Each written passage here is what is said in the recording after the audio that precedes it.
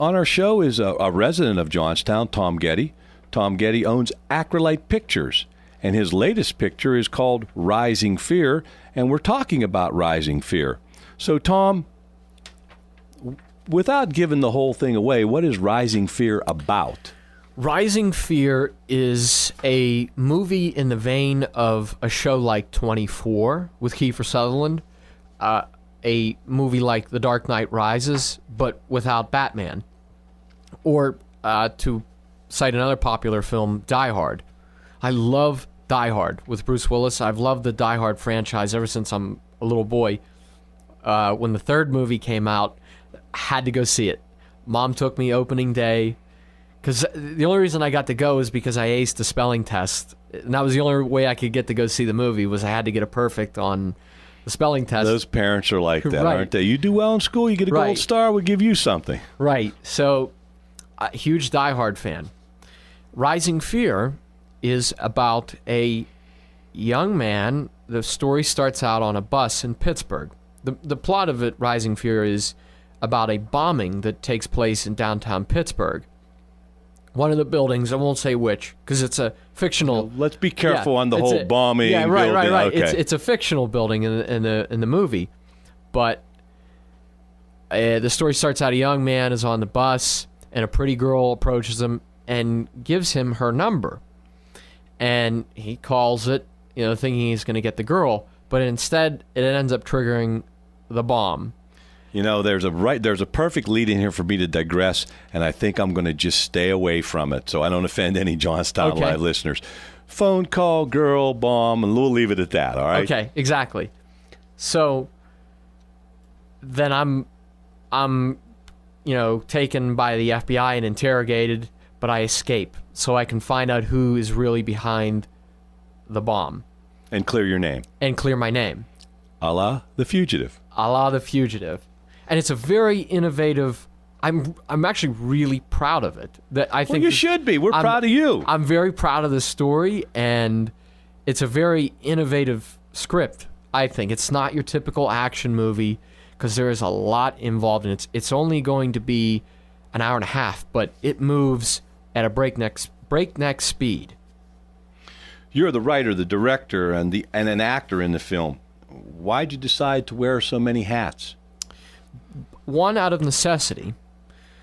You find as you get into any field, say you want to be a songwriter, not to get on a sidetrack, but just to use as an analogy. So I really want to make songs. Well, so you write songs, and then you find somebody's got to sing them.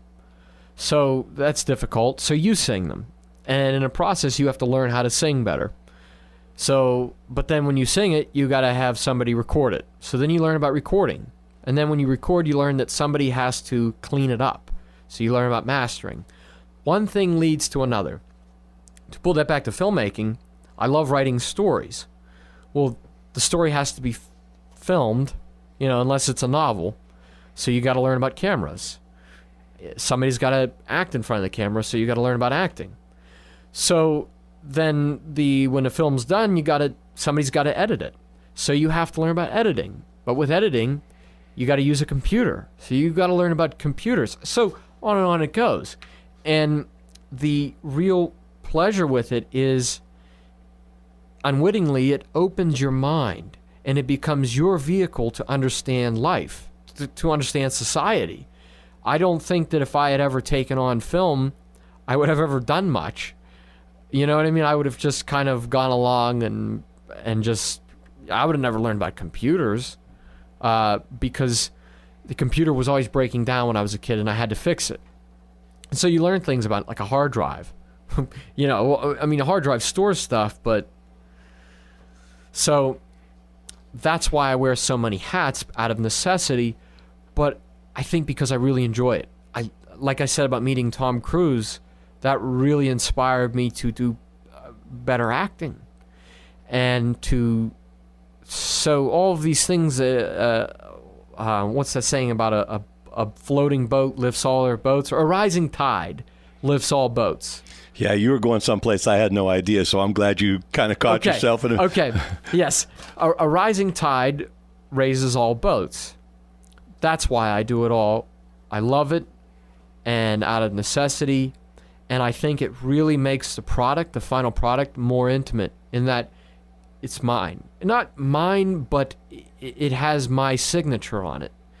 And that's not to preclude that there aren't a whole lot of people involved in it. And that's one point I want to make, which is we were able to shoot the film for about $6,000. How much would a big budget film cost? A big budgeted film, and I'm glad you asked, would cost about $30 million. A typical independent movie would cost upwards of $500,000. So $6,000, we're talking, it wouldn't even pay for craft food services for a day on a big budgeted movie. How we did that, and this pulls into my original point, I had the privilege of being able to work with very talented people locally. And I want to harp on this for a moment. There are a lot of gems to be found.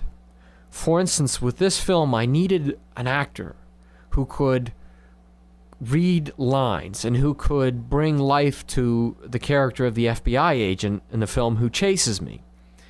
And I was particularly worried about this because this wouldn't be a role that I would just give to a friend who doesn't want to act, who can't act. I was lucky enough to find an actor by the name of Curtis Caldwell. And he was going to UPJ at the time that I was there. And I thought, somebody's got to put this guy in a movie. And I didn't know that he was an actor to begin with. I thought he's has a very compelling movie star face. And then somebody told me he's an actor. So I went to go see him in a play at the Bottle Works downtown, and he was playing the priest in Doubt. I thought, this guy's great. So he's in it. Another guy by the name of Eamon McGee. And I saw... These guys already got movie star names. Right. Curtis Caldwell. Right. And Eamon McGee. And he was in another film called Judy's Dead, and he starred with Tom Atkins, a famous actor from the 80s and 90s. So I thought, well, great, there's two actors. Then what you do is you move towards your friends and family.